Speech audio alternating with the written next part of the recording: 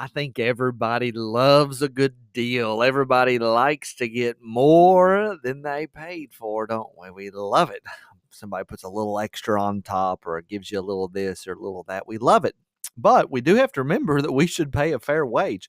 So if somebody is doing a good job, we should pay them equivalent to what they've done. Somebody's come on, working on your deck, working on your house, doing this or that.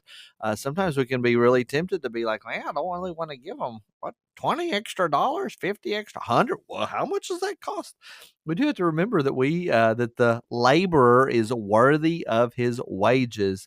If you've just kind of been jumping in and out, I did make a decision a couple of videos ago to say, okay, I'm not going to walk through each of these laws because they can get real sticky in trying to apply them to this context. Remember, there is a threefold division of the law. For those of you that have been faithful to watch, here's your quiz.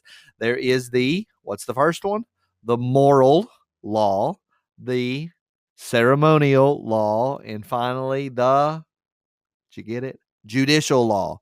Moral law, ceremonial law, judicial law. This is the Puritan way, the Reformer way. This is the Protestant tradition that has been carried along since the Reformers and since Martin Luther kind of nailed those theses on the wall. This has been developed as time has gone on to understand this kind of way to divide the law, that the moral law is standing throughout all of time, but that the ceremonial law of actually burning the cows and slaughtering the cows and burning the menorah in a particular way and wearing this or wearing that, the way the Levite, that we don't do that anymore because that's been fulfilled in Christ.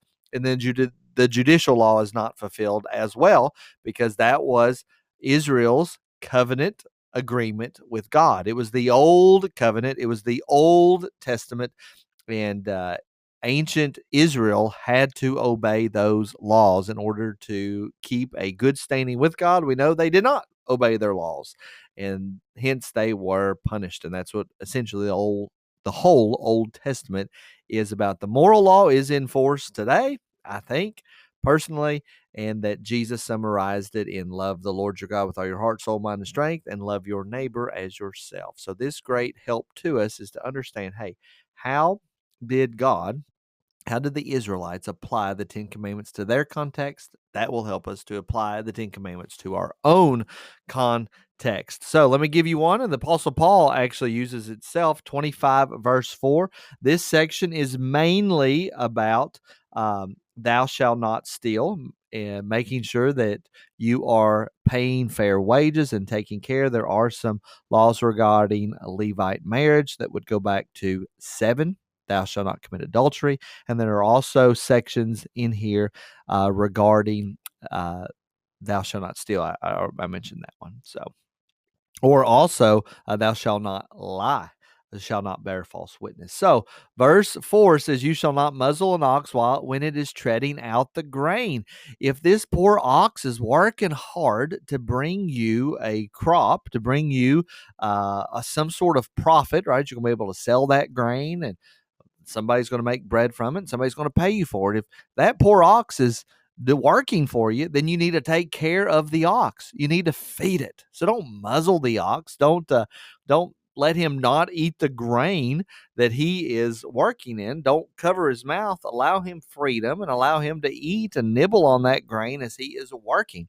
And then here's what the Apostle Paul, this kind of helps us understand, okay, how did the New Testament writers apply some of these judicial laws? And they don't apply all of them, but here's one in particular, and it's an odd one for him to apply. But he says this in 1 Corinthians chapter 9, verse 9. He says, it is written in the law of Moses, you shall not muzzle an ox when it treads out the grain. And then Paul says, is it for oxen that God is concerned? Is he really concerned about oxen? No, it says, does he not certainly speak for our sake? It was written for our sake, because the plowman should plow in hope, and the thresher thresh in hope of sharing in the crop. He said it's actually for humans to understand that if somebody is contributing to your welfare, if somebody is contributing to your flourishing, if somebody is helping you out by doing some sort of job, doing this or that, pay them a fair wage, take care of them, don't muzzle them up, allow them to freely eat from your own wealth. Give them a proper pay.